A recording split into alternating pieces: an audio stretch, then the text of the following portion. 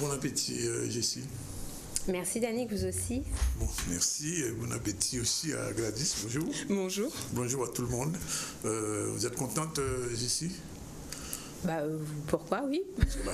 La France ne va pas gagner cet après-midi. Bon, alors. C'est votre pronostic. C'est mon pronostic. Je souhaite qu'il se réalise. Alors, aujourd'hui, donc, on va recevoir Gladys Desmoky. Tout à l'heure, justement, on va parler de choses très sérieuses. L'article 73, ses conséquences en Guadeloupe à la faveur d'une décision prise par l'État français concernant justement l'île de Saint-Martin, qui depuis 2007 est devenue autonome, entre guillemets, en appliquant l'article 74. Et aujourd'hui, on se rend compte que la France n'applique pas réellement ces devoirs. On va en parler aussi plus tard, on parlera de l'actualité bien sûr, et on va recevoir en fin de journal une artiste, on va dire une artisane, j'aime pas tellement le mot, mais enfin Cathy Delors, qui est responsable de magasin qui s'appelle Sans Mêlé, et viendra avec un artisan nous parler un petit peu de ses dernières créations.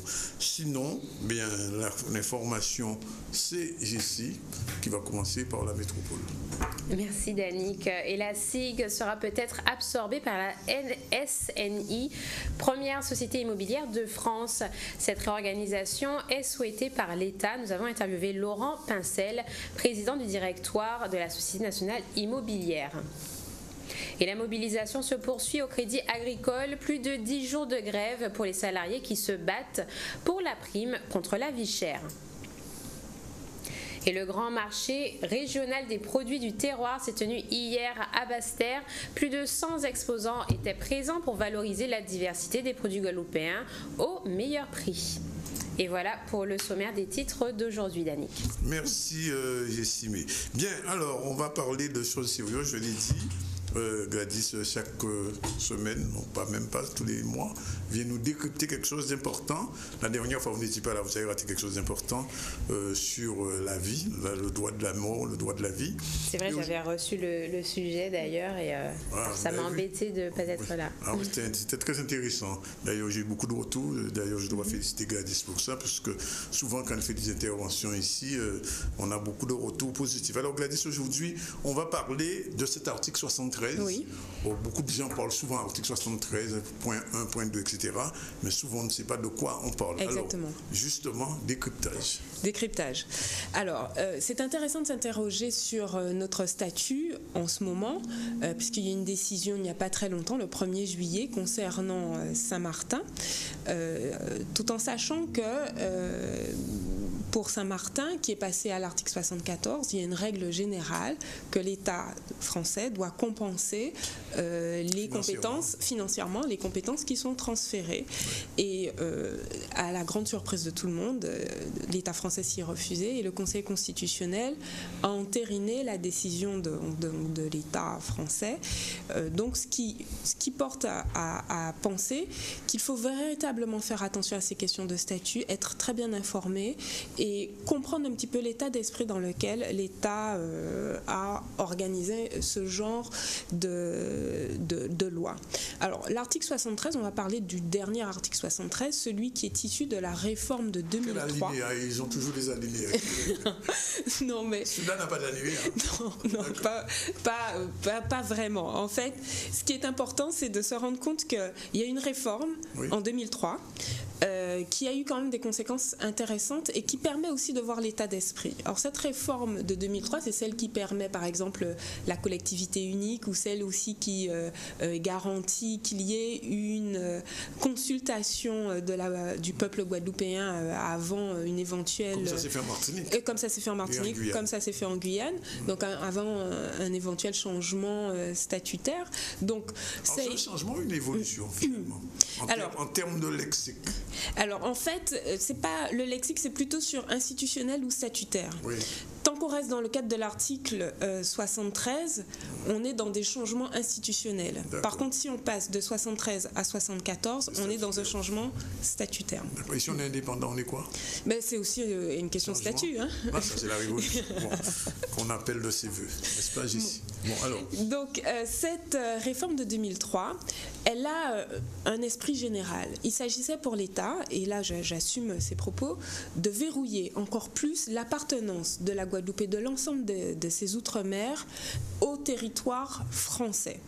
En fait, cette réforme, surtout, a permis, premièrement, de dire que dans nos territoires, il n'y a pas de peuple, mais il y a des populations. Il y avait une difficulté sur ça. Le Conseil constitutionnel avait quand même reconnu qu'au sein de l'ensemble des territoires ultramarins, dits ultramarins, au sein de l'ensemble de ces territoires, il y avait des peuples, donc on reconnaissait, le Conseil constitutionnel reconnaissait la question des peuples, mais là, la loi est venue rappeler et mettre dans la Constitution française que nous ne sommes pas des peuples mais des populations. Il y a une différence il y a une différence. En termes de lexique là aussi. En termes juridiques, un peuple, oui. Ça va avec une nation.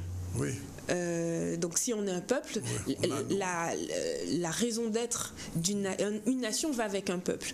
Par contre, si on ne nous reconnaît pas la qualification de peuple, ça veut dire que nous sommes une population. À l'intérieur de l'ensemble. Donc ça veut dire qu'on nous nie aussi la possibilité de nous concevoir en tant que nation. Or, je le dis, le Conseil constitutionnel avait déjà reconnu que nous étions des peuples. Donc c'est un recul. C'est un recul et on voit bien que l'intérêt du législateur, précisément, c'était de verrouiller un peu cette question. Alors, il y a eu un deuxième verrou, c'est de nommer au sein de la Constitution française l'ensemble des territoires d'outre-mer. Alors, ça paraît comme ça anodin de dire, les territoires d'outre-mer, c'est la Guadeloupe, la Martinique, la Guyane, etc. Et tous les autres. Mais l'important, c'est que c'est signé, c'est dans la Constitution, c'est imposé dans le marbre de la Constitution, ce qui n'avait jamais été fait depuis que ces territoires ont intégré le territoire français. Et pour cause, parce que s'il y a un changement statutaire ou une accession à la souveraineté d'un de ces territoires, il faut faire une réforme de la Constitution. Et pour ça, il faut réunir le Congrès. Donc, il faut réunir le Congrès et il faut une majorité des 3/5. Voilà. Ça veut dire quoi? Une majorité des 3/5 de l'ensemble des députés, de l'ensemble des sénateurs de la France. Donc, ça sous-entend qu'il faut qu'il y ait un accord entre le parti qui est au pouvoir, là, en l'occurrence c'est le Parti socialiste, et l'autre parti, les républicains. Donc il faut que tous les deux soient d'accord pour qu'il y ait cette accession à la souveraineté. Alors je prends l'exemple de la Nouvelle-Calédonie, puisqu'on en a parlé récemment. Dans la Constitution française, on reconnaît que la Nouvelle-Calédonie a droit à l'accès à la souveraineté. Et ils ont un statut qui leur est propre. Et ça a été négocié après des événements d'Ouvéa dont on se souvient en 1988. Et il y a eu une négociation entre le gouvernement de Michel Rocard de l'époque et les représentants donc, du peuple kanak de la Nouvelle-Calédonie. Et donc ils ont pu négocier cela pour qu'il y ait une reconnaissance de la souveraineté du peuple kanak au sein de leur pays, la Nouvelle-Calédonie. Aujourd'hui, ça n'est plus possible parce que pour pouvoir faire ces négociations, il faut changer la Constitution. Sauf s'il y a des événements douloureux. Mais quand bien même, comme c'est dans la Constitution, il faut enlever le nom de ce territoire, donc en l'occurrence par exemple, prenons l'exemple de la Guadeloupe, de la Constitution pour qu'on puisse signer en tout cas les négociations. Donc ça sous-entend que ces négociations-là, à l'époque, si la Nouvelle-Calédonie était sous le régime, si ce qui a été négocié pour la Nouvelle-Calédonie était sous le régime actuel depuis la réforme constitutionnelle de 2003, ça n'aurait pas pu être possible. Alors ils nous ont mis au même stade que la Corse en fait. Pire encore, parce que dans cette aussi réforme, ils ont bien établi une ligne de démarcation étanche entre la France et nous. C'est-à-dire que dans la Constitution, on dit bien que la France a des statuts dans le cadre de l'article 72, mais pour ce qui concerne les territoires d'outre-mer, ça ne peut être que l'article 73 ou 74. En gros, si une région française dit nous, on aimerait bien avoir le même statut que la Guadeloupe, c'est impossible. Sinon, il faut changer la Constitution. Si la Corse dit non, mais ce qui est dans les territoires d'outre-mer, ça nous intéresse, c'est impossible. Et pareil, si nous, on dit on aimerait bien le statut de la Corse, c'est impossible puisqu'il faudra changer la Constitution. Donc on voit bien qu'il y a une volonté de verrouiller les choses et de maintenir donc l'ensemble des Outre-mer au sein du territoire français sans qu'il y ait, en rajoutant des verrous supplémentaires pour une éventuelle accession à la souveraineté. C'est vrai que certains sont dans le fantasme du largage. Non. Oui, non, on en est très très loin. Ils sont en train de mettre en place un certain nombre de verrous pour empêcher que ça soit possible. Donc, soyez, pour ceux qui ont peur de ça, c'est pas du tout l'état d'esprit de la maison. Bon. Et alors, curieusement, ce changement intervient sous un régime socialiste. Oui. C'est bien. Socialiste sous le progrès. Alors, non, il y a eu aussi l'intervention des gouvernements. À l'époque, c'était des gouvernements de droite aussi, puisque Lucette Michaud-Chevry a porté tout cela. Donc, bon. Il y a plein de rapports là-dessus. Oui, exactement. Donc, bon, on nous a présenté ça comme quelque chose qui était mieux pour nous, puisqu'on apportait donc cette possibilité de consultation avant le changement statutaire. Mais là encore, il y a eu une arnaque, parce que cette consultation telle qu'elle est prévue, c'est un chèque en blanc qu'on nous demande de signer, puisqu'il n'est pas prévu que nos élus puissent négocier avant les conditions du changement, soit institutionnel, soit du statut, avant qu'il y ait la consultation. Et il y a eu un exemple très concret qui s'est produit sous nos yeux, c'est le changement institutionnel de la Martinique et de la Guyane. Je rappelle qu'en 2010, les Guyanais et les Martiniquais avaient demandé, les élus en congrès avaient demandé le changement vers l'article 74. Et en fait, l'État français a rajouté une question, à savoir la question de la collectivité unique. C'était pas une demande des élus martiniquais et guyanais. Ils n'en avaient pas discuté avec l'État français. Personne ne savait dans quelles conditions cette accession à la collectivité unique, si le peuple disait oui, aurait pu se passer. Mais pourtant, l'État s'est arrogé le droit de rajouter cette question. Les Guyanais et les Martiniquais ont dit oui de par cette consultation, et c'est bien après que les élus ont appris, maintenant que vous êtes passé à la collectivité unique, les dotations vont baisser, il faudra en Martinique renvoyer 600 personnes parce que les non-titulaires ne devront pas être dans la nouvelle collectivité, donc ça on ne nous le dit pas, mais ils l'ont appris bien après, et effectivement là il n'y avait pas lieu de négociation puisque la consultation avait déjà eu lieu. Donc là aussi il faut se rappeler que cette réforme qui a mis en place notre article actuel 73 avait cet état d'esprit. Alors que dit l'article 73 ? En fait, il se distingue de l'article 74. Il y a deux statuts pour les collectivités d'outre-mer, à savoir 73, ce qu'on appelle l'identité législative. Ça veut dire quoi ? Ça veut dire que la loi qui est en France est censée être la même dans ces territoires. Donc quand on vote, oui, je dis bien censée et à dessein. Oui. Quand on vote une loi en France, elle est censée s'appliquer de la même façon dans nos territoires, ceux de l'article 73. C'est pour ça qu'on dit qu'elle est applicable de plein droit. C'est ça ? Exactement. Et pour l'article 74, en fait, il s'agit d'une négociation avec un certain nombre de compétences qui sont négociées avec l'État français, qui sont renvoyées donc, dans ce territoire. Donc, il y a autant d'articles 73 que de collectivités sur les articles 73. Alors, je remarque juste qu'il y a une disparité de traitement entre les collectivités qui ont été colonisées uniquement par des colons français et où il n'y a pas d'autres populations. Je pense à Saint-Pierre-et-Miquelon, je pense à Saint-Barthélemy. Alors, enfin, des colons, qu'ils soient français, disons des colons européens, voilà. Sans qu'il y ait une population notamment d'ascendance africaine ou indigène. Ceux-là, ils ont des traitements différents parce qu'ils ont pu changer à l'envie de statut. Par exemple, que Saint-Pierre-et-Miquelon est passé... Un traitement épidermique. Oui, on peut dire ça. On peut dire ça, en tout cas sur les faits, c'est ce qu'on voit. Donc, Saint-Pierre-et-Miquelon a pu changer, passer de l'article 73, 74, revenir à l'article 74, enfin bon, en peu de temps. Saint-Barthélemy a évolué déjà vers un article 74 qui était largement mieux négocié que celui de Saint-Martin, puisqu'ils l'ont fait en même temps. Donc, on aurait pu imaginer que ça aurait pu se faire dans les mêmes conditions. Évidemment, ça n'était pas les mêmes conditions. Alors que, par exemple, pour Mayotte, qui a toujours demandé d'être sous l'article 73, il a fallu 30 ans pour que la promesse de la France de faire que ce territoire soit un département français, eh bien, puisse être tenue, alors qu'entre-temps, Saint-Pierre-et-Miquelon avait eu le temps de changer je ne sais pas combien de fois de statut. Donc on voit bien qu'il y a quand même une disparité de traitement, il faut le dire, entre les territoires. Et quand on regarde quels sont les territoires qui sont avantagés, force est de constater que ceux qui sont peuplés uniquement par des anciens colons français ou européens ont une disparité de traitement avec les autres. Alors, dans l'article 73, en fait, on est censé avoir la même loi que la France, mais il y a une possibilité d'adaptation de ces lois. Alors, soit directement, le gouvernement français peut adapter la loi, soit nous pouvons demander à ce que la loi soit adaptée, ou soit on peut demander une habilitation, c'est-à-dire avoir une législation spécifique dans un cadre très particulier. On demande l'autorisation à l'État français de pouvoir avoir cette législation et puis on met en place cette législation. Sauf que, alors ça c'est ce que dit le texte, sauf que dans la réalité, en fait, les adaptations sont très nombreuses, issues du gouvernement.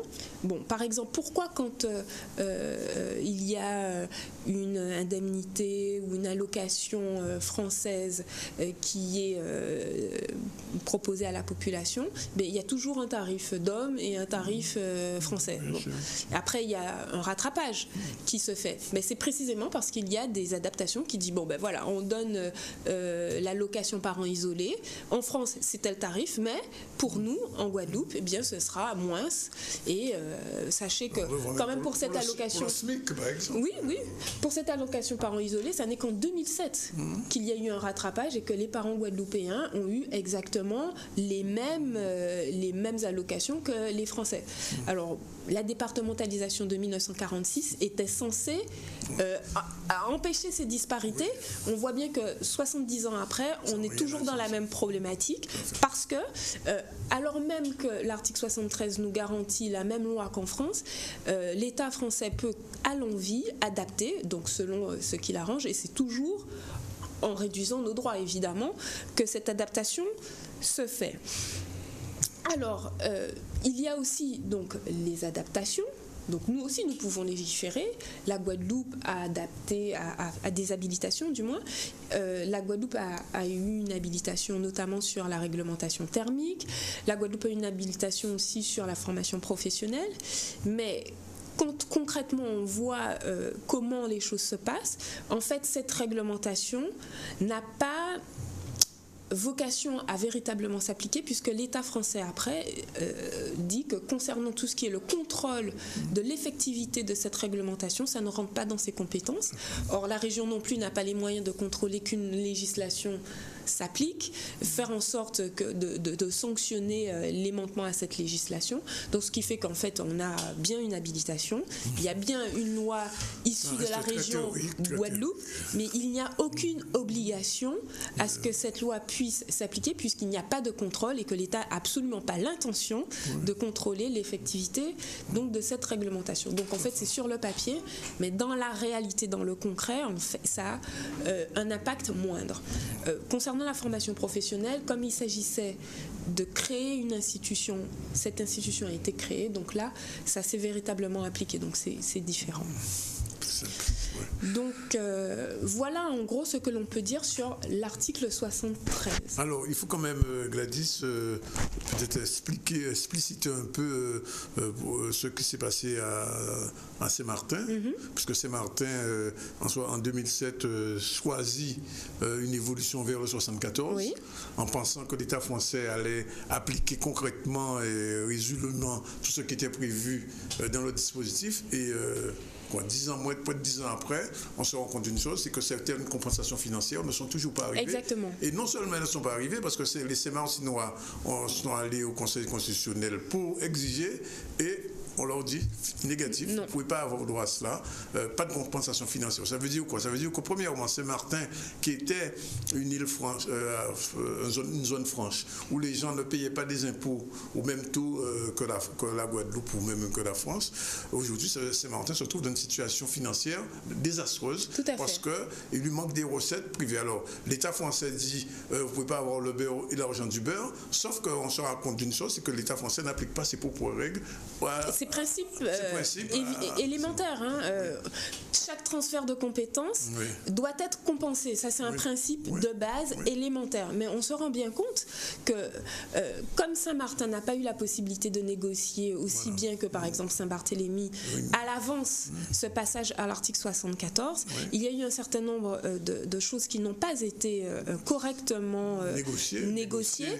Et il y a en plus de ça une volonté visible de l'État français de ne pas respecter sa propre législation. Et quand on pousse plus le raisonnement, ça signifie quoi? Ça signifie que tout Guadeloupéen aujourd'hui, tout peuple guadeloupéen, population indienne, mais enfin peuple guadeloupéen qui voudrait évoluer vers le 74, on vous dit, ça signifie qu'on dit, regardez ce qui se passe à Saint-Martin. Donc, oui, on a envie de faire un exemple, mais moi, négatif. Mais moi j'ai envie de dire, mais regardons ce qui se passe à Saint-Barthélemy, parce que c'est exactement la même chose. Sauf que Saint-Barthélemy, Gladys venait de le dire, ce sont des leucodères. Oui, mais l'exemple de Saint-Barthélemy veut dire qu'il peut y avoir des passages à l'article 74 bien négociés. Oui, il faut négocier. C'est une nécessité absolue. À partir du moment que l'on a un projet précis et que l'on sait quels sont, sur le plan réglementaire, quels sont les règlements qu'il est nécessaire d'adopter, eh bien, ça peut se passer tout à fait bien et ça peut être une opération positive. Alors, je voulais juste rajouter une dernière chose parce qu'on parle du statut et on a le sentiment que c'est un peu éthéré comme ça, que ça n'a pas de lien avec notre quotidien. Or, c'est une question absolument primordiale parce que ça détermine un ensemble d'éléments, notamment concernant notre économie. On dit que la Guadeloupe, que l'économie guadeloupéenne doit se développer par la production guadeloupéenne, ça c'est une évidence, et ce qui s'oppose à cela, c'est les importations qui donc nous envahissent. 80% de ce que nous consommons sort de l'étranger. Alors, il y a un chiffre très impressionnant, les Guadeloupéens achètent plus de 2,7 milliards d'euros par an en produits importés, dont la moitié vient de la France. Donc ça veut dire que pour la France, nous représentons un marché environ d'1,5 milliard, captif d'environ 1,5 milliard par an. Donc on imagine le nombre d'entreprises et de familles françaises qui sont nourries par les produits que nous achetons. Alors une partie de cet argent aurait pu nourrir des familles guadeloupéennes si une partie de ce que nous importions était produit ici. Sauf que le système tel qu'il est mis en place par, encore une fois, les institutions et l'État français ne le permet pas complètement. Il y a une volonté, en tout cas, de faire en sorte que les importations soient de plus en plus importantes. Et je donne pour ça 2 exemples. Sachez que les collectivités, l'ensemble de nos collectivités sont nourries par les importations. J'ai regardé là sur le dernier budget de la région, 47% du budget de la région sont issus soit de l'octroi de mer, 27% l'octroi de mer, et 20% les taxes sur le carburant. Enfin. Donc, l'octroi de mer, c'est quoi? C'est une taxe sur ce qui est importé. Taxe coloniale, il faut dire. Sur ce qui est importé, et pas que sur ce qui est importé, mais en gros le gros de l'octroi de mer vient quand même des produits importés. Tout à fait. Bon, donc quand on se rend compte que 30% du budget de la région vient de nos importations, forcément, enfin en grande partie de nos importations, forcément, on voit bien que si les collectivités sont nourries par le produit de l'importation, ce ne sont pas les élus qui sont à la tête de ces collectivités qui vont remettre en cause. Eux, ils vont toujours appeler à ce qu'il y ait plus d'importation parce que ça leur permettra d'avoir plus d'entrée d'argent. Donc, la façon dont on a conçu les collectivités, ça a été fait pour précisément faire en sorte qu'il y ait une inflation de ces importations. Et j'ajoute, Gladys, que la semaine dernière, Jessie n'était pas là, il y avait une conférence de presse de l'INSEE et de l'IEDOM où, devant des journalistes passifs, le représentant de l'IEDOM dit que l'économie de la Guadeloupe se développe parce que la consommation a augmenté. Voilà, mais c'est incroyable, un truc comme ça. C'est l'état d'esprit de l'État français. Parce que, en fait, pour être honnête, quand on regarde à la fois les statuts et la façon dont les choses sont organisées, comment on finance les collectivités, par exemple les dotations de l'État, ça ne représente que 18% du budget de la région. Tout le reste, c'est nous en fait. C'est nous qui payons pour que la région puisse vivre. 18%, c'est ce que l'État donne et le reste, c'est nous. La dotation globale de 18%. Donc c'est assez grave. Alors, si ça n'était que ça, il y a ce qu'on appelle la TVA non perçue récupérable. Moi, j'appelle ça une subvention. En fait, c'est de l'argent qui est donné aux entreprises pour faire en sorte... En fait, c'est un jeu comptable. C'est comme si ils étaient censés récupérer une TVA, mais qu'ils n'ont pas perçue. Donc, c'est un jeu comptable qui leur permet d'avoir un chèque de l'État, parce qu'à la fin, ça se transmet par un chèque de l'État par rapport à des produits qu'ils ont importés. En général, cette TVA non perçue récupérable, c'est sur des produits, en général, sur des produits importés. Et ce sont des sommes considérables. En 2009, l'État a reversé, donc à certaines entreprises importatrices, notamment importatrices, 225 millions d'euros. 225 millions d'euros quand, en général, l'État donne 280 millions d'euros par an à l'ensemble de nos collectivités. Bon, et ils ont quand même, après 2009, ils se sont rendus compte que c'était un petit peu trop, un petit peu choquant, mais les derniers chiffres, c'est autour des 100 millions, c'est pas rien. Donc 100 millions reversés à des entreprises juste parce qu'elles importent une partie de certains produits. Alors, ça n'est pas que pour certains produits importés, il y a aussi d'autres produits qui ne sont pas importés, mais le gros aussi de cette TVA non perçue récupérable, c'est pour des produits importés. Donc, il y a bien une volonté de l'État de mettre en place le fait que les importations ne se réduisent pas, mais augmentent, et qu'elles financent à la fois les collectivités, on subventionne les importateurs, donc c'est véritablement un cercle vicieux, et on ne peut pas dire à côté, on veut que vous développiez votre économie, on veut développer la production guadeloupéenne, et en même temps payer ceux qui importent. Voilà, 12h58, un dernier mot, Gladys, peut-être? Je pense qu'on devrait mieux connaître notre statut pour, après, savoir effectivement s'il est si adapté que cela à notre situation. Alors, question à 2 millions d'euros. Est-ce que les élus sont en mesure de réagir face à ça, nos élus actuels? Est-ce que nos élus sont Mais il faudrait qu'ils aient une lecture critique de notre statut. Une lecture d'abord, avant même de critiquer une lecture. Bien, voilà, il est 12h59. Merci Gladys pour ce dernier décryptage de la saison 2 du ZCL. On va retrouver Gladys à partir de septembre pour des éclairages et des décryptages aussi intéressants. Voilà, on va prendre la page de pub tout de suite et on va se retrouver à partir de 13h05 pour le développement de l'actualité avec Jessie. Qui reste quoi? Rien. Et pour recevoir nos invités, on va recevoir Loïc Camboulé qui est déjà là. Et je l'ai dit, on va aussi, Loïc Camboulé qui est un chanteur qui a sorti un disque récemment. Et on va recevoir Cathy Delors qui est artisan et qui viendra avec justement un artisan qui essaie, les artisans sont des gens qui essaient de développer un artisanat guadeloupéen, mais on sait très bien que tout ça c'est très très très limité. Voilà, à tout à l'heure.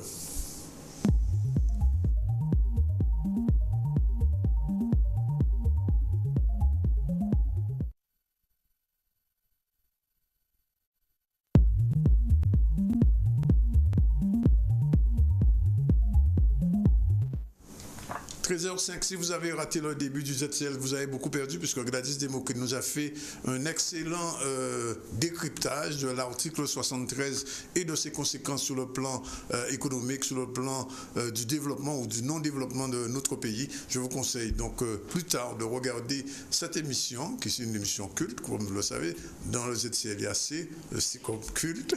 Et donc, vous pouvez revoir cette émission sur le www.zcl.tv à partir de demain, ce sera sur notre site. Sinon, on revient à l'actualité immédiate. Et l'actualité immédiate, c'est Jessie Gomedama qui est avec nous, avec tout son sourire. Merci Danick. Avant le développement du premier sujet, voici les titres de l'actualité.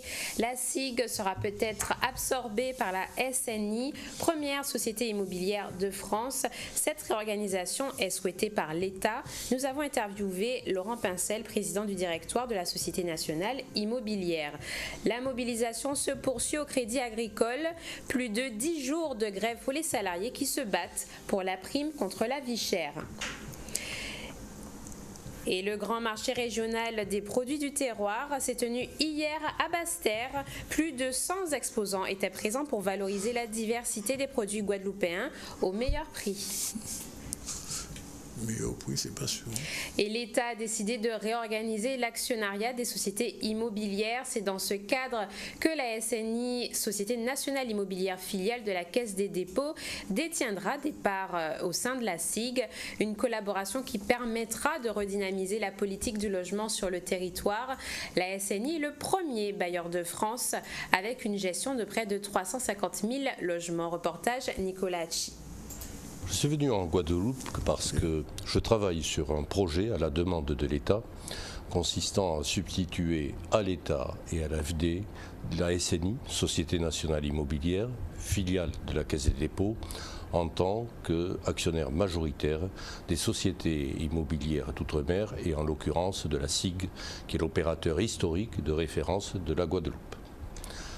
Donc, ce qui veut dire que vous êtes prochainement actionnaire majoritaire de la SIG? C'est une possibilité. Actuellement, nous n'avons pas obtenu un accord avec la Direction générale du Trésor sur les modalités de la transaction, même si nous y travaillons activement avec une bonne espérance d'aboutir à l'horizon de la fin de l'année. Mais ceci ne clôt pas le sujet, puisqu'en réalité, pour que la SIG, comme je disais, opérateur extrêmement important, puisse jouer pleinement son rôle, et je dirais demain plus encore qu'hier, il faut que cette démarche s'inscrive dans un partenariat élargi avec tous les acteurs locaux, notamment les collectivités territoriales, la région, le département, les grandes communes concernées, et aussi d'autres centres de décision, par exemple les grands employeurs, de telle manière que nous puissions développer une offre à travers la SIG qui restera l'opérateur guadeloupéen, une offre diversifiée, répondant bien sûr aux besoins très importants en matière de logement social, mais répondant aussi à d'autres besoins. Par exemple, en matière d'accession à la propriété, peut-être en mettant en place des expérimentations d'accession différée, d'accession progressive à la propriété, où après quelques années en statut locatif, on devient, et on a prévu de devenir dès le début, accédant à la propriété du logement qu'on occupe. Et place au front social, les salariés du Crédit Agricole entament leur 11e jour de grève. Les dernières négociations se sont clôturées sur un désaccord. Les syndicats se battent pour conserver la prime contre la vie chère. Nous avons rencontré hier. Reportage Charlie Dagonia. Le marché régional organisé cette année-ci comprend 110 exposants. Cela signifie que nous avons pratiquement dépassé tous les records, puisqu'habituellement c'était aux alentours de 80 personnes. Là nous sommes à 110 et nous avons... En fait, pas ni avancé parce que la direction a toujours campé ses positions. Il ne veut pas revenir sur la table des négociations. Et nous connaissons, le point d'achoppement là, c'est bien problématique à... prime de vie chère là, au Timissé qui a dit nous carrément que de toute façon, ça n'est pas négociable, c'est ça qui fait et qui fait. Eh bien, les collègues de plus en plus motivés et nous mobiliser parce que nous savent que de toute façon, si on attaque de plus, dans l'acquis social qui nous arraché de haute lutte, et nous savent que de toute façon, nous pas qu'à focaliser nos directions à Crédit Agricole, nous savent que ce sont des décisions qui sont purement politiques. Comme on a dit tout à l'heure là, sont une attaque du gouvernement français par le biais d'une direction locale du Crédit Agricole pour attaquer un acquis social qu'elle nous a arraché, encore une fois, en cas de grande lutte. Et de ce fait, nous ne pouvons pas laisser ça passer comme ça. Le conflit du Crédit Agricole impacte le fonctionnement de la station-service aujourd'hui, parce que 70% des gérants sont au Crédit Agricole, travaillent avec le Crédit Agricole, et aujourd'hui se retrouvent confrontés à un certain nombre de problèmes. Et il était important pour nous de savoir ce qui se passait. Et lorsqu'on a eu des explications des employés, on constate que ce qui se fait est inadmissible. On a du mal à comprendre qu'aujourd'hui, qu'on puisse revenir sur des accords qui ont été passés il y a belle lurette, qu'on puisse revenir sur les 40%. Donc on a du mal à comprendre tout cela. Mais nous, ce qu'on dit, c'est qu'il faut que ce problème-là soit résolu, mais très rapidement, parce que cela impacte le fonctionnement de nos entreprises. Et il faut que le président du Crédit Agricole, qui est un Guadeloupéen, puisse prendre ses responsabilités de manière à réunir les acteurs le plus rapidement possible, de manière à trouver une solution. Parce que la solution, c'est lui qui l'a, et non pas le directeur général qu'il nomme. Parce que le directeur général du Crédit Agricole est nommé et choisi par le président du conseil d'administration. Donc là, aujourd'hui, il faut qu'il prenne ses responsabilités de manière à trouver une solution. C'est un Guadeloupéen. Là, aujourd'hui, il y a des Guadeloupéens qui souffrent. Il faut qu'il trouve une solution. Donc la solution est dans ses mains. Aujourd'hui, en tant que Guadeloupéen, on ne peut pas ne pas être solidaire de ce qui se passe. Parce que nous avons connu le même problème il n'y a pas très longtemps chez Total. Total est revenu sur les accords qu'ils avaient signés avec nous. Donc c'est pour cela que le problème que connaît aujourd'hui le Crédit Agricole nous interpelle et nous sensibilise. Voilà, il est 13h12, je vous l'avais dit, il était longuement attendu puisque son album est sorti il y a quelques mois, mais nous tenions avant la fin, avant le début des vacances officielles, recevoir cet artiste, Loïc Amboulé. Bonjour. Bonjour Danick. Alors, c'est le troisième album de Loïc Amboulé, je disais tout à l'heure, le plus abouti, le plus travaillé. Alors, comment vous avez évolué, Loïc, depuis le premier album? Je me souviens, vous avez reçu, c'était à Radio Gaillac à l'époque. Oui, c'est vrai. Qu'est-ce qui s'est passé depuis? L'une des premières personnes d'ailleurs qui m'a reçu, donc oui. Encore merci. En fait, il y a eu une évolution, effectivement. J'ai commencé par la musique traditionnelle, on va dire 100%, puisque le premier album, Chimètre Cassé, c'était vraiment un album 100% Goka. Et le deuxième album annonçait déjà un petit peu la couleur du dernier, avec un mélange de tradition et de musique nouvelle. Et donc sur celui-là, j'ai vraiment été jusqu'au bout de ma réflexion, où j'ai posé vraiment de nouvelles musiques, quoi, un nouveau style. Alors c'est plus du Goka là maintenant. C'est pas du Goka. En fait, c'est pas ni Goka ni Zouk ni R&B. C'est pas ni Goka ni Zouk ni R&B. C'est du Amboulé, voilà. Ouais. C'est du Amboulé. Nous on aime à dire c'est du New Ka, ça veut dire qu'on travaille autour de l'instrument Ka et on pose de nouvelles rythmiques. Hein. Il y a des rythmiques qu'on retrouve dans la tradition, comme le mendé, autour duquel j'ai fait un gros travail, et donc ça donne un style beaucoup plus dansant. Et après on a plus commercial aussi, c'est ça? L'album, on va dire ça. Les artistes n'aiment jamais dire que l'album est commercial. Non, mais je vais dire que l'album il est populaire dans le sens où tout le monde s'y retrouve. Les gens qui aiment la tradition vont s'y retrouver. Les gens qui aiment les musiques genre zouk, R&B, tout ça vont s'y retrouver, puisqu'on a des sonorités qui nous rapprochent à ce genre de style-là.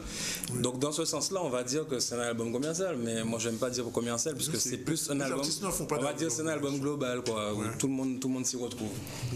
Et où as-tu pris ton inspiration pour sortir ce dernier album alors? Mais en fait, il faut savoir, sur cet album-là, il y a des morceaux qui ont été composés il y a plus de 10 ans. Il y a des morceaux que j'ai écrits quand j'étais étudiant à Montpellier, et quand j'ai commencé à gratter un petit peu la guitare. Et ces morceaux-là, en fait, il me manquait quelque chose en fait pour les poser sur un support physique.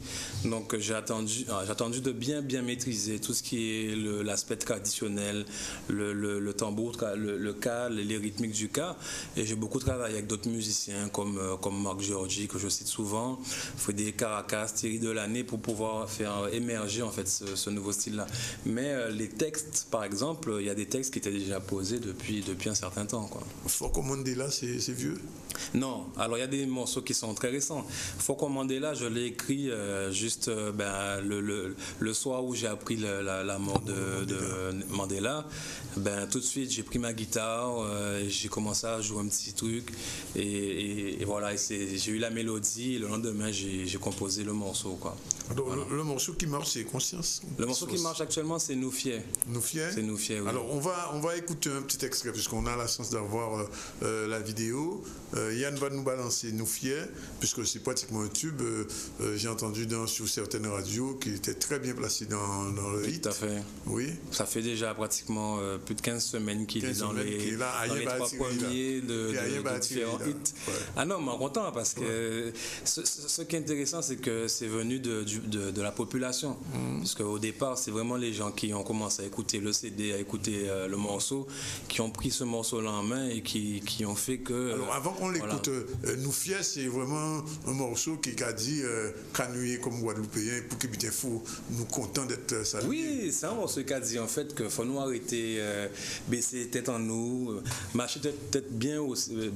Voilà, nous allons marcher tête haussée, pour nous dire que nous sommes fiers de ça, de ça nous représenter. On est fiers de ce qu'on fait comme travail et au niveau culturel et autres. C'est un morceau qui a dit nous fiers d'être Guadeloupéens, mais bien au-delà, nous fiers d'être Caribéens parce que nous toujours identifié la guerre entre nous. Et ça, moi, ce que j'ai aimé justement, c'est que y en a, chaque monde nous la main, quoi.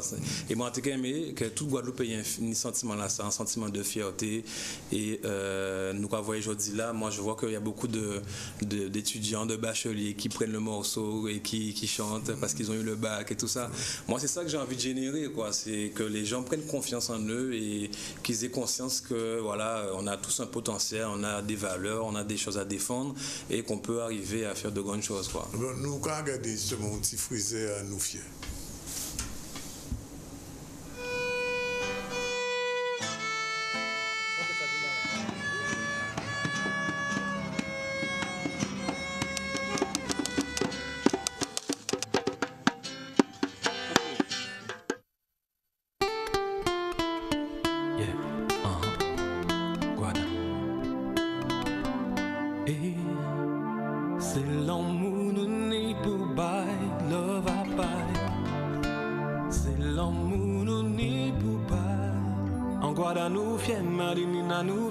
Guyana nous fiers, Réunion nous fiers, toujours été solide même si nous capons fait.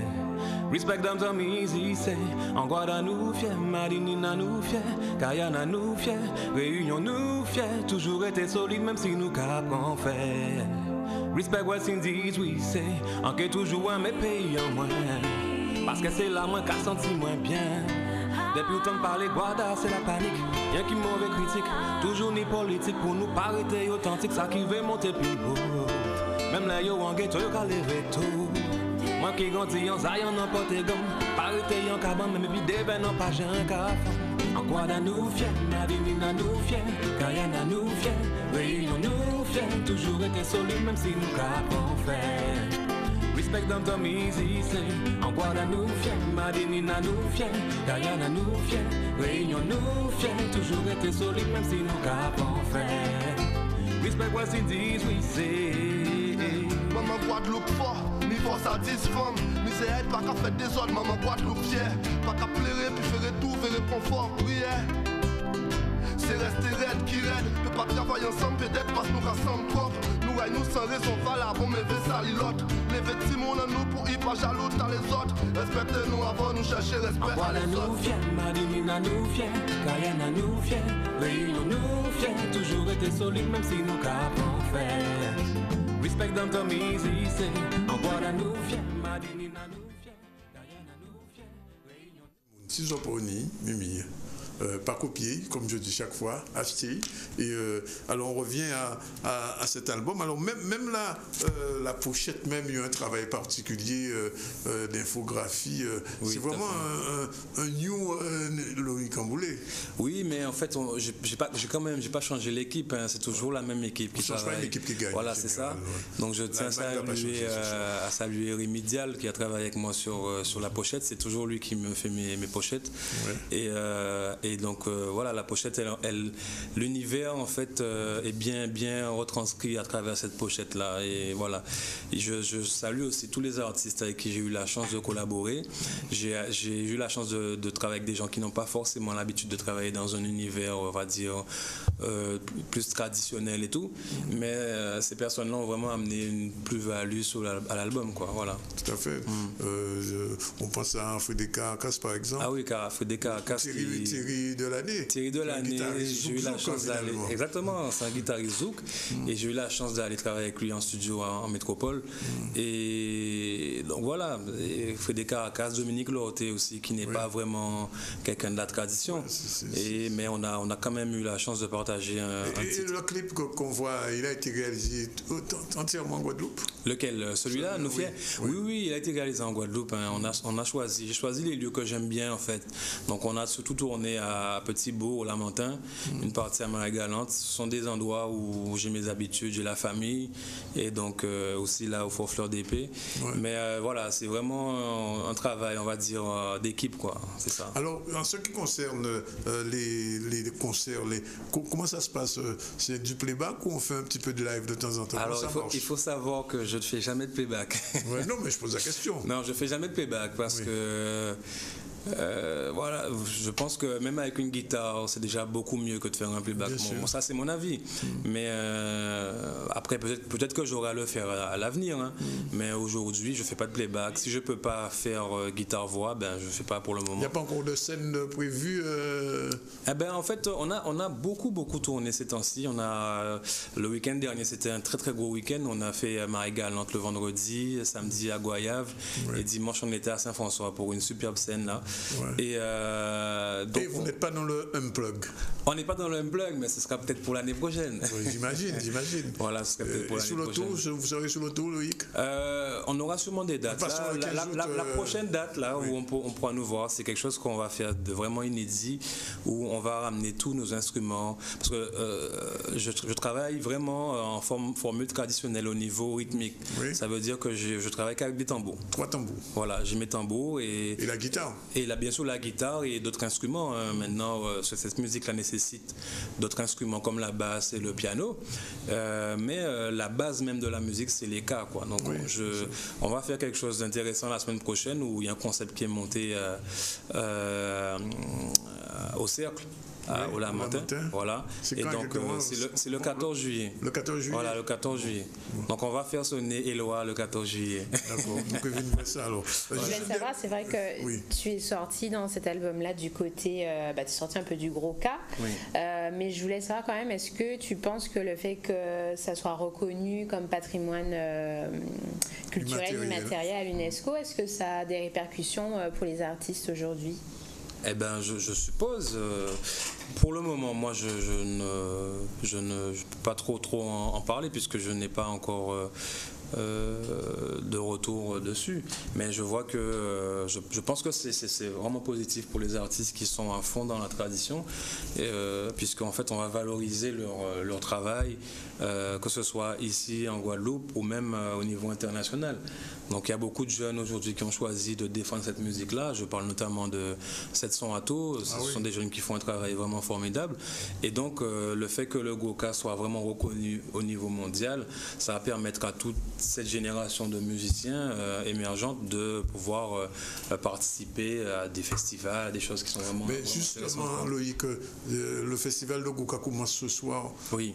J'ai pas vu votre nom dans la programmation. Mais j'étais l'année dernière. Donc il y a beaucoup de personnes qui voilà, il y a beaucoup de personnes qui me disent ça, mais l'année dernière j'ai joué, j'ai fait une très très belle scène encore avec mes amis, avec Marc Georgi justement, et donc on laisse la place à... bien sûr, il ne faut pas être gourmand dans la vie. D'accord, on a noté ça. En tout cas... Mais je donne rendez-vous à tout le monde déjà le 14, au Cercle, parce qu'on va essayer de faire quelque chose d'inédit. Donc je ne donne pas plus de détails, j'incite vraiment le public à venir découvrir ce qu'on va leur proposer. On dit place to be. Voilà, c'est ça. Ok, merci en tout cas Loïc. Merci pour l'invitation. Et voilà, l'album, il est en vente, c'est un tube. Pas seulement Nous Fiers, tout l'album, il est très bon, la musique est très belle. Et si vous avez un cadeau à offrir à Jessie ce jour-ci. Ah oui, c'est l'album. C'est vraiment l'album. Avec plaisir. Avec plaisir, Jessie. À bon entendeur, salut. D'accord. J'attends mon album. C'est parti. On continue donc le journal. Il est 13h25. On a 2 petites minutes pour développer le prochain titre avant la page de pub. Et le grand marché régional des produits du terroir s'est tenu hier en fait dans les jardins de l'hôtel de région à Basse-Terre. Cette manifestation a réuni plus de 100 exposants venus promouvoir la diversité des produits guadeloupéens, poissons frais, viande locale, artisanat ou encore fruits et légumes pays. Vous étiez nombreux à profiter de la richesse des produits au meilleur prix. Reportage Nicolas Hachi. Le marché régional organisé cette année-ci comprend 110 exposants. Cela signifie que nous avons pratiquement dépassé tous les records, puisqu'habituellement c'était aux alentours de 80 personnes. Là nous sommes à 110 et nous avons eu à refuser du monde. Il est important pour nous de valoriser la production agricole, de valoriser aussi ce secteur de la pêche en souffrance et dans le même temps poser la problématique du développement rural. Le développement rural, c'est tout ce qui a trait à l'agro-transformation avec des mesures adéquates et spécifiques pour tous les agro-transformateurs. On retrouve tout, les produits de l'agriculture et plus spécifiquement du sud Basse-Terre, mais aussi le melon, la banane, l'ananas, tous les produits maraîchers et vivriers, ainsi que du poisson, les grands pélagiques comme la dorade, le thon, aussi les bousses.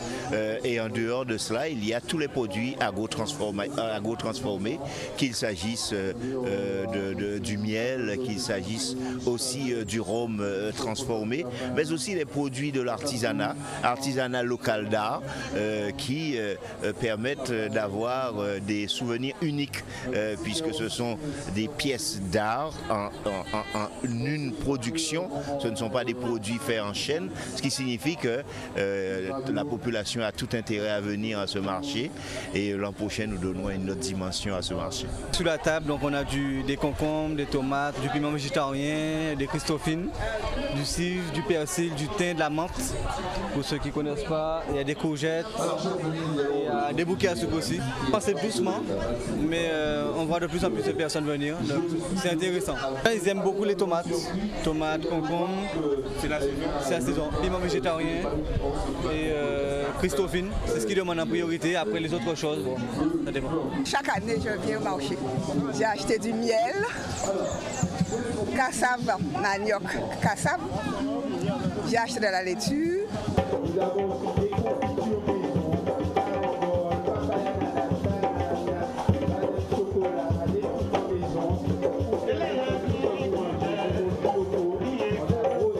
Alors, sans mêler encore plus de choses que d'habitude, hein. Vous avez les stylos en bois précieux, vous avez la nouvelle collection de Lily's Original Création. On a fait un clin d'œil aux enfants, aux bébés, avec des tuniques, des shorts, des ensembles, des sorties de bain, des sacs. On a un magnifique sac à langer, mais toujours produit de façon artisanale. Dans le sac, des bananes, des sucres sur elle, c'est bon ça. D'accord, et madame? Des pitayas. Très bon marché, c'était très bien. Il est 13h28, on se retrouve juste après la pub pour la suite du ZCL.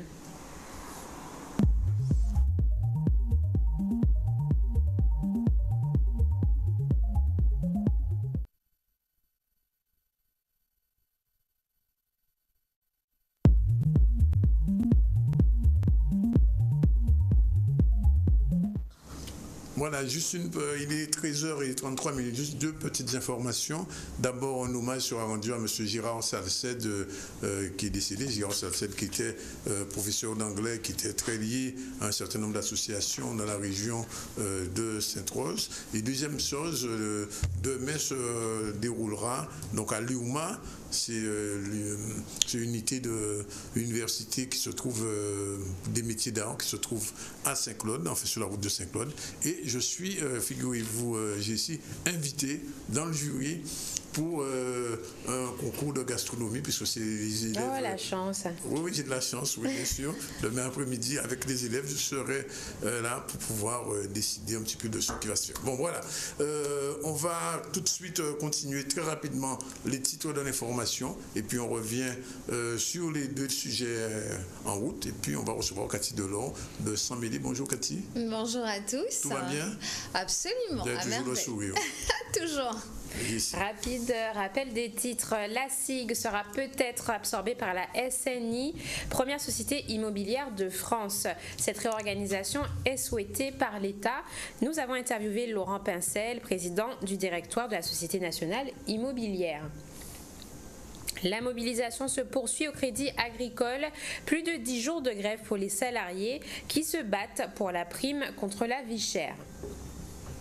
Et le grand marché régional des produits du terroir s'est tenu hier à Basse-Terre. Plus de 100 exposants étaient présents pour valoriser la diversité des produits guadeloupéens au meilleur prix. Et on poursuit le développement de l'actualité avec le Festival international des traditions croisées qui a démarré hier dans la ville de Sainte-Rose. Ce festival vous propose des spectacles gratuits avec 8 groupes de pays différents dont la Roumanie, l'Indonésie, Tahiti, le Brésil ou encore le Tatarstan. Reportage Michel Terrasse. C'était une soirée magnifique. La preuve, voilà, la soirée est terminée et toutes les personnes, tous les assistants, toutes les personnes qui participaient, qui assistent à cette fête sont très contents, ils sont très heureux. C'est ce que nous voulions. Le monde qui était ici à Sainte-Rose et j'espère que tout au long de la semaine jusqu'à dimanche, eh bien, nous recevrons toute la Guadeloupe qui viendra aussi avec nous participer à ce festival de culture.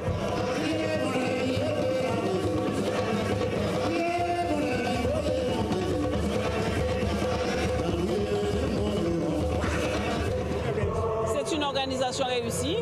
Tous les administratifs de la commune vraiment se sont mis en cadre pour que ce festival soit une réussite. Nous avons l'adjoint en charge de la culture et du sport, M. Tony Grava aussi, qui a fait un travail formidable. Tous les services de la commune et puis tous nos partenaires, le conseil départemental, le conseil régional, la CNBT, la DRAC, qui aussi sont venus nous porter main forte et nous ont porté leur soutien pour que cette manifestation soit réussie. Et puis aussi les médias, bien sûr. Nous remercions tout le monde, tous ceux qui ont contribué à la réussite de cette manifestation ce soir. Et les festivaliers, bien sûr, on voit que ce sont des professionnels. Vraiment, c'était une soirée réussie. Merci à tous. Merci aussi aux élus qui nous ont accompagnés ce soir. Et à la population qui a répondu. Merci.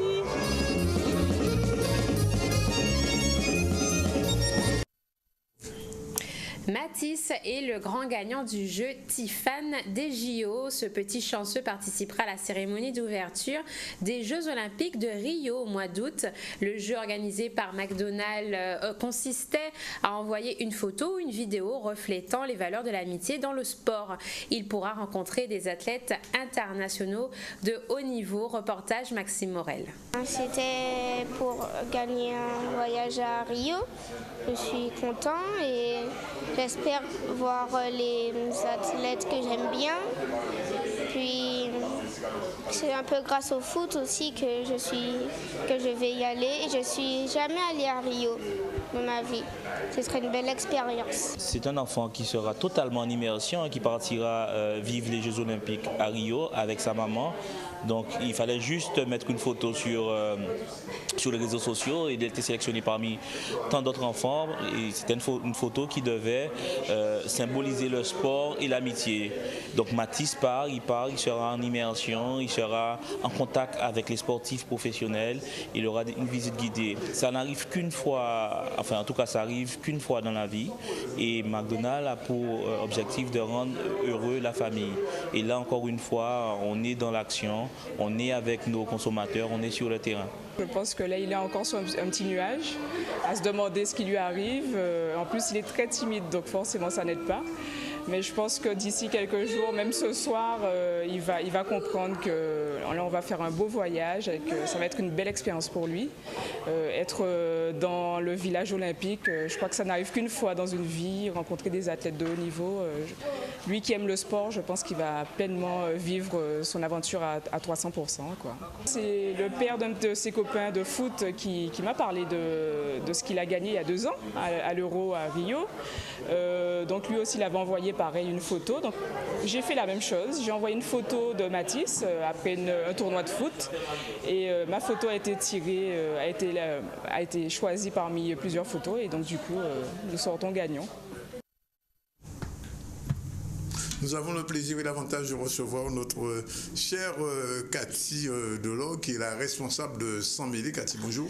Bonjour à tous, bonjour Danick, bonjour Lucie. Et Cathy gère donc, je vous l'ai dit, un magasin un peu spécial, ce Sans Mêler. Alors Cathy, il faudrait peut-être expliquer aux téléspectateurs ce qu'est exactement Sans Mêler. Alors, Sans Mêler, représentant de créateurs au 7 rue Victor Hugo. Donc j'ai la chance et l'immense bonheur de représenter des créateurs de talent. Donc on va aussi bien de la tenue roots chic, on va avoir un accessoire qui est très à la mode, c'est les marées-têtes prêt-à-porter. Vous n'avez pas de marée-tête aujourd'hui, dommage. Alors non, parce que je voulais faire un clin d'œil à J.C. Jérôme, qui est un sculpteur, parce qu'on ne se contente pas de représenter des vêtements, des créateurs de vêtements ou des créateurs de bijoux. On a aussi un sculpteur qui est talentueux, J.C. Jérôme, qui interpelle, je le disais tout à l'heure, à Jessie, la population guadeloupéenne sur les sujets d'actualité, qui fait des petits bonhommes particuliers qu'on va retrouver dans les ronds-points du côté de Bémao, Petit-Bourg. Donc je voulais lui faire un clin d'œil avec le pic à cheveux. Alors c'est quoi le pic à cheveux qu'on voit là? Alors voilà, il fait quoi ce pic à cheveux? C'est la collection tout simplement Terre. Donc il a sorti il y a à peu près 6 mois une collection Terre et Mer. Donc il va travailler des matériaux comme la plupart des créateurs de Sans Mêler auxquels on ne s'attend pas. Donc là il a pris des écorces. D'accord. Il a pris du bois, il a pris des branches et il en a fait un pic à cheveux. Donc malheureusement, je fais un appel parce que mon pic à cheveux avec mon bourgeot est cassé. Donc, oui. Voilà, donc pour une fois, je n'ai pas mon marée-tête. Oui, voilà. Malheureusement. En fait, ce sera peut-être une autre fois. On verra. Alors, le collier. Alors, le collier est toujours la magnifique Lauriane Pernoc, qui était parmi nous pour le premier anniversaire de Sans Mêler, le 30 juin. Et elle utilise aussi des matières complètement inattendues, on va dire. C'est mon petit volcan chéri. Et les anneaux? Alors, les boucles d'oreilles, Lily's Original Création. D'accord. Voilà, toujours. Alors, ce sont mes boucles d'oreilles fétiches. On va pouvoir me voir sur des expos. On a toutes des accessoires préférés, des accessoires fétiches, mais on va pouvoir trouver une diversité étonnante de bijoux, de vêtements, de sculptures, de stylos, de bijoux de l'art de la paille à la boutique Sans Mêler. Et on va pouvoir s'accessoiriser, se vêtir de façon atypique et totalement originale, et c'est magnifique. Jessie, ça vous dit quelque chose, ça vous parle? Ah oui, mais je la suis sur Facebook. Alors c'est vrai que bon, je suis plutôt liked à la télé, mais moi j'adore les bracelets, les gros bracelets. C'est des bonbons, on appelle ça. Ah non, monsieur, bientôt. Alors mon travail, on va essayer de faire que ce soit coté en bourse. Là. Bientôt. Bon, on va suivre ça. Voilà, donc en fait, on a une diversité. On a les arts de la paille qu'on voit à l'écran, avec du bakwa, du latanier, du bananier aussi, des feuilles de banane, qui va nous faire aussi bien des accessoires en temps longtemps avec le macoute que je ne connaissais pas. Donc en même temps, je représente, mais j'apprends, et c'est les yeux toujours avec plein d'étoiles que je découvre les créations extraordinaires des créateurs, des sacs, des bijoux, des chapeaux, même des vêtements. Alors la dernière trouvaille d'Antoinette des Arts de la Paille, c'était un neckband. Alors je ne sais pas si je prononce bien. Neckband. Voilà, merci. C'est un bandeau que tu mets dans le cheveu, sur le front, et c'est extraordinaire, c'est magnifique. Voilà, donc on va avoir... Et tout ça, on trouve ça à Saint-Médée. Évidemment. Alors, Cathy, est-ce qu'il y a un événement prévu dans les semaines ou les mois à venir? Alors oui, il y a un événement, donc il va y en avoir régulièrement pendant les vacances. Alors le grand temps fort de la semaine, ce sera dimanche. Alors tous avec les Mika pour le déjeuner champêtre de Masque à Clé, où j'ai l'immense bonheur, c'est un groupe que j'affectionne particulièrement parce qu'il n'est pas seulement en activité pour le carnaval, mais il fait... C'est toute l'année, ils font des choses merveilleuses. Merci à eux, ils m'ont invité pour préparer un défilé et on aura le bonheur d'avoir des petites choses magnifiques. Il faut être là à quelle heure?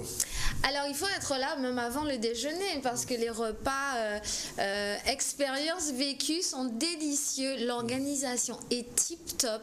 Venez dimanche à Masque à Clé. Jean-Michel, je vais te donner ma facture. De l'autre côté, oui, bien sûr. J'ai une dernière question à Cathy. Non? Je vais savoir peut-être pour les créateurs qui nous regardent, quels sont les avantages de passer par Saint-Mêlé? Ils restent dans leur atelier, ils s'occupent de leur production et moi je fais un travail de promotion, que ce soit à la télé, que ce soit dans les médias presse écrite, presse parlée, radio. Donc le travail c'est de se faire connaître au fur et à mesure et d'avoir un point de vente qui est ouvert du mardi au samedi à la rue Victor Hugo à Pointe-à-Pitre où c'est accessible et ils ont une vitrine.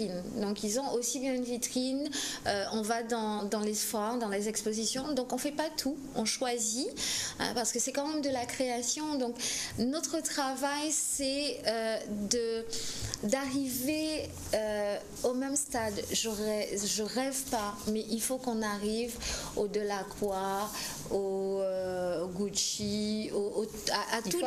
ces objectifs-là. Ah oui, à tous les grands noms, parce qu'on a un trésor ici qui est extraordinaire, qui mérite d'être connu. Donc on a des créateurs malheureusement qui ne peuvent pas se consacrer à 100% à leur passion. Donc qui sont obligés de travailler, d'avoir un emploi salarié et qui font ça. Donc c'est vrai qu'on aurait rêvé qu'ils soient entièrement dans leur atelier à travailler, à nous en mettre plein les yeux. Donc on espère qu'au fur et à mesure, ils vont faire un mi-temps et à être à temps plein dans leur atelier. Et toujours, donc... Et cette promotion se fait uniquement en Guadeloupe pour le moment ou alors aussi en Martinique ou même dans les îles voisines? Alors on a de la chance aujourd'hui d'avoir des créateurs en France.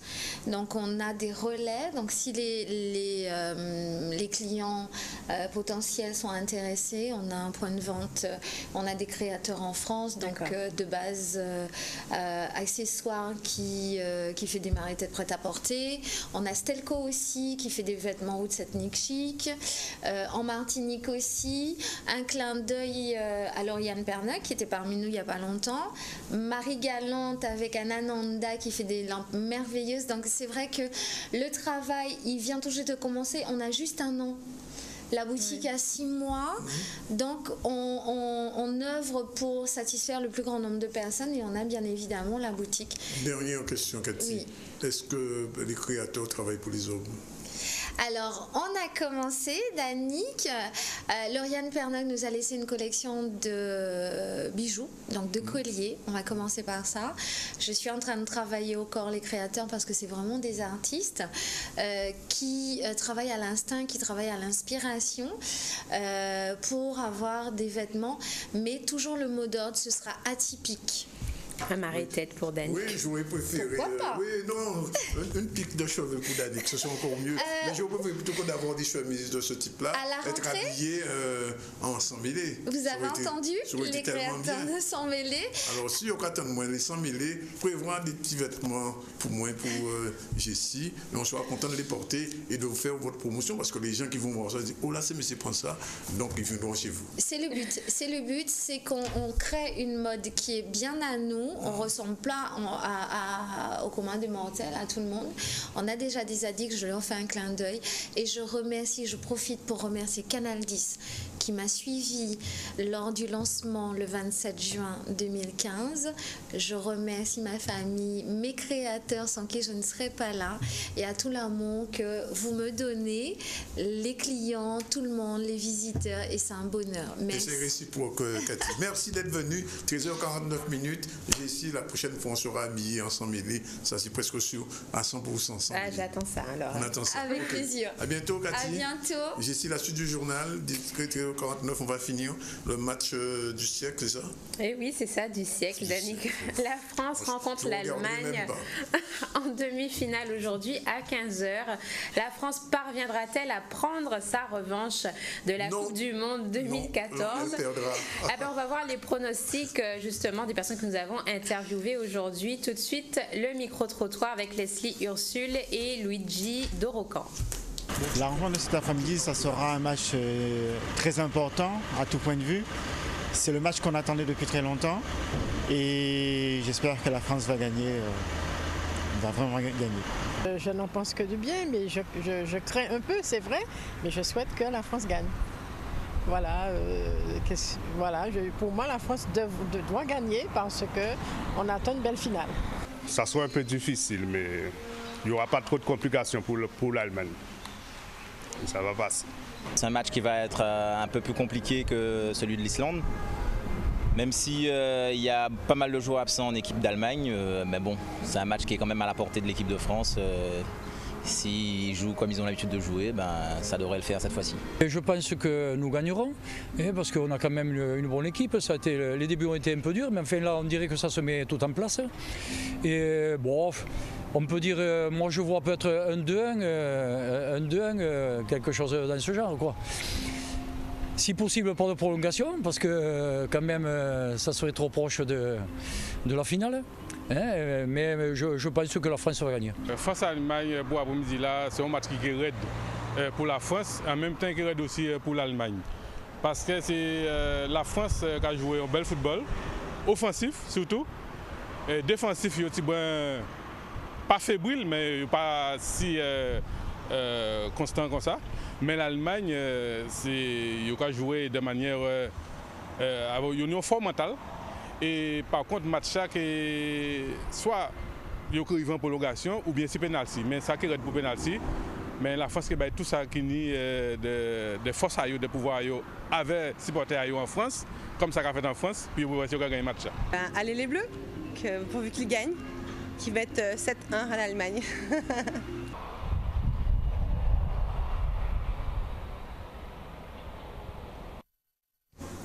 Valette en mouvement, c'est le nom de la première édition de l'animation sportive organisée par la ville de Sainte-Anne tous les mercredis du mois de juillet. De 19h à 21h, la population pourra pratiquer du vélo, du roller ou encore de la marche à pied sur un parcours bien déterminé. Hier, c'était le lancement du premier mercredi sportif. Tout de suite, le reportage de Xavier Foucan. Valette en mouvement, donc j'aime Valette, j'aime Sainte-Anne. Alors déjà, c'est dans le cadre de Juillet à Sainte-Anne, l'ensemble de manifestations culturelles, sportives qui foisonnent à travers le territoire. C'est une initiative effectivement de la municipalité, plus particulièrement du service des sports et avec son directeur, M. Christian Gustave, que je félicite et que je remercie et toute son équipe. Vous savez, le sport est un vecteur d'épanouissement, mais d'autant plus qu'aujourd'hui, nous avons énormément de maladies qui sont sournoises, que ce soit le diabète, que ce soit le cholestérol. Nous sommes guettés par des accidents cardiovasculaires et donc par conséquent c'est une façon de contribuer d'une part à l'épanouissement de soi, à sa santé, mais aussi de contribuer au mieux vivre ensemble, c'est aussi ça un peu. D'ailleurs, c'est le thème de la fête, promouvoir la citoyenneté pour mieux vivre ensemble. Et donc, quelque part, en faisant du sport, en mettant un lieu commun et en permettant à tout un chacun de se rencontrer à travers différents sports tels que le vélo, tels que la marche, tels que le rouleur ou le footing, eh bien, ça permet, au-delà de cette épanouissement personnel, mais de créer ce lien social, de créer cette cohésion sociale.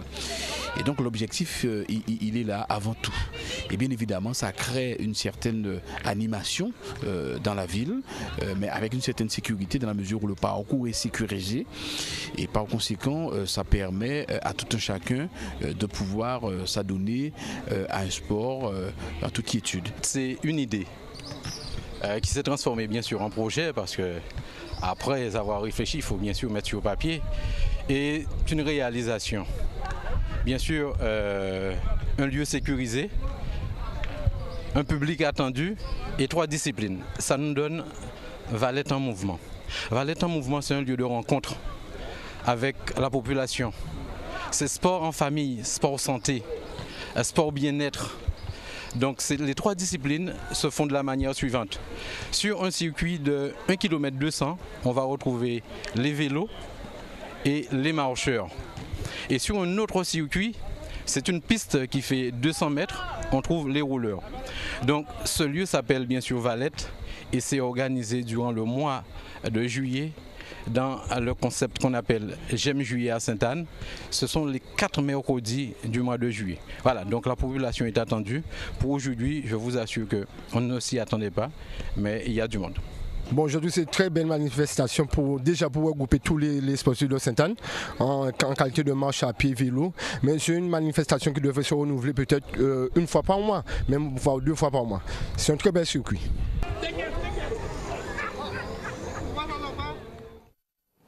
Et toujours à Sainte-Anne, la 29e édition du Festival de Gros-Cas démarre aujourd'hui jusqu'au 14 juillet.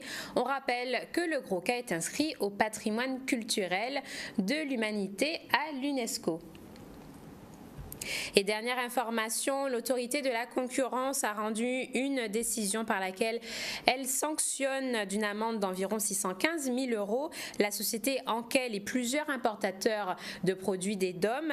Ces entreprises ont illégalement continué à mettre en œuvre des contrats d'importation exclusifs de mars 2013 à février 2016. Il est 13h55, c'est la fin de ce ZCL. Je vous remercie de nous avoir suivis aujourd'hui. Si vous nous avez raté, n'oubliez pas que vous pouvez donc revoir cette édition sur le www.zcl.tv. Je vous retrouve demain à la même heure. Attention, ça sera la dernière émission du ZCL pour cette saison. Et voilà, donc je ferai ma dernière revue de presse. J'espère donc vous retrouver demain à partir de 12h30. Voilà, merci de nous avoir suivis à nouveau. À demain et bon appétit pour ceux qui passent à table.